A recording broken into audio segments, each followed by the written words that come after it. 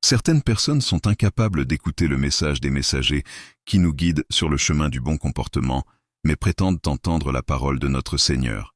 Comment peut-on refuser d'écouter des prophètes et prétendre entendre la parole de notre Seigneur? Ceci est une forme grave de l'ignorance, car n'oublions pas que celui qui a entendu directement les paroles de notre souverain et créateur, suprême, est Moussa ibn Imran, qu'on appelle aussi Moïse, paix sur lui. Est-ce que ces gens oseraient se placer d'eux-mêmes au-dessus des prophètes? Ces hommes sont incapables d'entendre la science transmise par certains pieux prédécesseurs du messager, que la paix et la bénédiction d'Allah soient sur lui. Mais ils prétendent entendre les paroles de celui qui l'a envoyé, et s'en contenter pour se passer de la science apparente. Je vous donne un exemple où un scribe de Oumar écrivit en sa présence « Voici ce qu'Allah a fait voir à Oumar ». Et Oumar lui rétorqua « Non, efface cela et écris plutôt « Voici l'avis de Oumar ».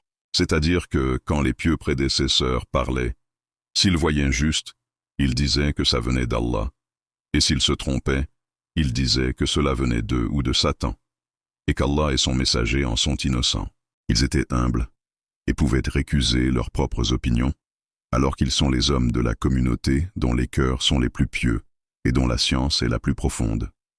Ce sont ces mêmes personnes qui se sont le plus conformées à la sunna, alors que nous-mêmes, nous n'arrivons même pas à faire le tiers de ce qu'ils faisaient. Et malgré ça, certains pensent pouvoir se passer de ces enseignements, et d'après eux, pensent pouvoir parler directement avec Allah, le Seigneur des mondes. Ils prennent leur serment pour bouclier et obstruent le chemin d'Allah. Quelle mauvaise chose que ce qu'ils faisaient. C'est parce qu'en vérité ils ont cru, puis rejeté la foi. Leurs cœurs donc ont été scellés, de sorte qu'ils ne comprennent rien. Sourate 63 Al-Munafiqun, versets 2 et 3.